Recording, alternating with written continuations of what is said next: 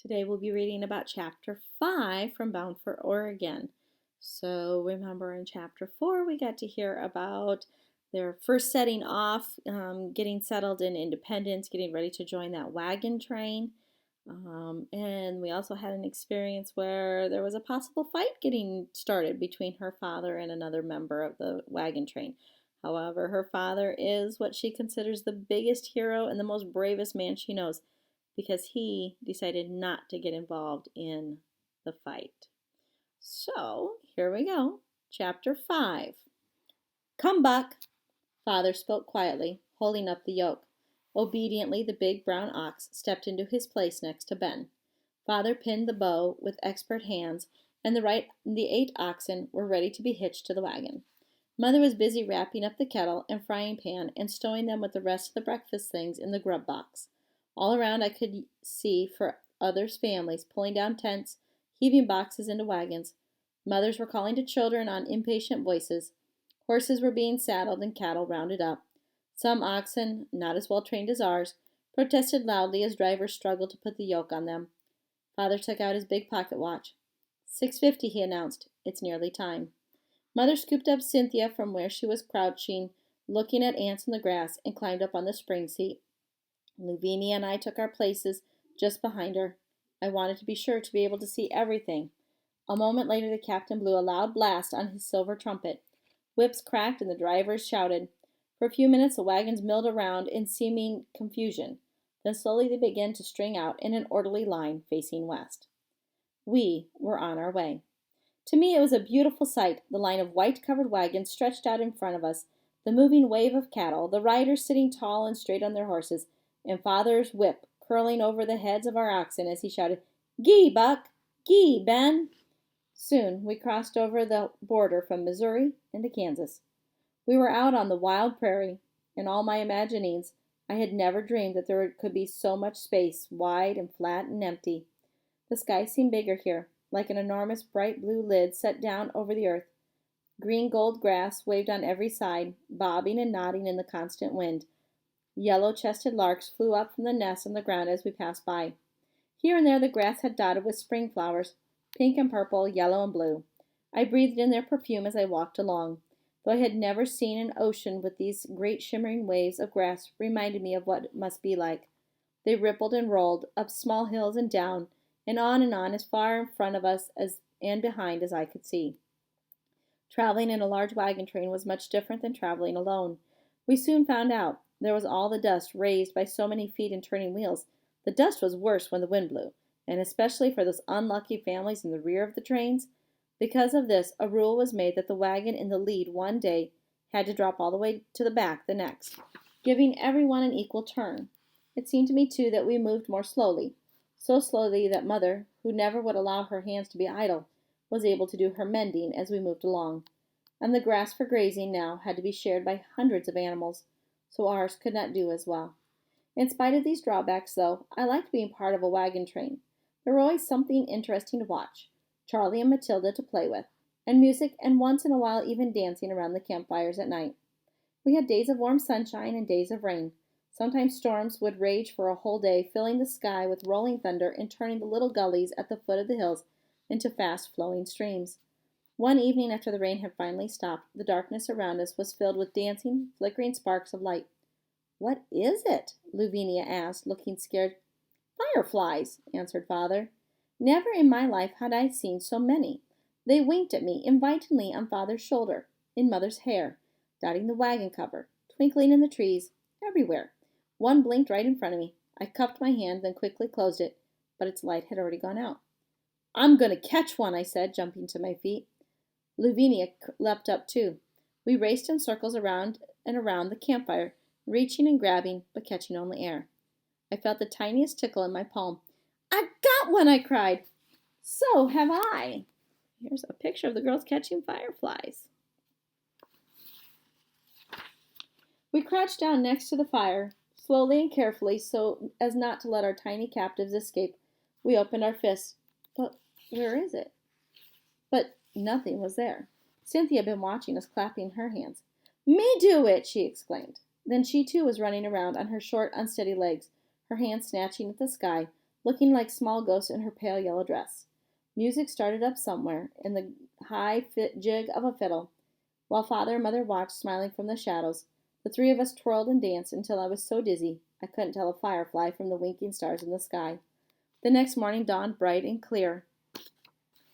Our wagon train was making good time when early in the afternoon we came to a small river called Wakarusa. All the rains of the past few days had caused the river to rise. The banks were so muddy that our wagons could not cross. This was the first real obstacle we had come up against since leaving Independence. The captain called a halt and consulted with his council. "It looks as if we will have to build a corduroy bridge," I heard Mr. Grant tell Father. "That will not be so easy. There's not much wood hereabouts." "We can do it," said Mr. Grant, with his usual smiling confidence. We camped beside the Wakarusa for several days. Mother and Mrs. Grant brought out their wash tubs and sat side by side in the grass, soaping and scrubbing, then hanging wet clothes on lines strung from one wagon to the other. Afterward, while shirts, breeches, sheets, and pillowcases and white underthings fluttered in the breeze, they turned their attention to making bread. Lavinia and I waded and splashed with Charlie and Matilda in the shallow water, and made mud pies with Cynthia. In the meantime, John and David Grant, who had become his quiet shadow, went off with some of the men to scour the river bottoms for wood. They dragged back anything they could find: poles, small branches, brush. John was grinning with pride when he carried in a whole small tree. The rest of the men, including Father, went to work. They chose the longest and strongest logs to lay them across from one bank of the river to the other. Then crosswise on top of them, they began lining up the smaller poles and branches, while bumpy to ride across. This bridge would keep the wagons from miring down in the mud of the river banks. As our men were working, I noticed that another wagon train had made camp a short distance above us on the river. They could see the bridge building going on, I was sure, yet none of their men came to lend a hand. "Don't they want to cross too?" I asked Father. "Why aren't they helping out?" Father shook his head. "You will meet all kinds of people before this journey is over."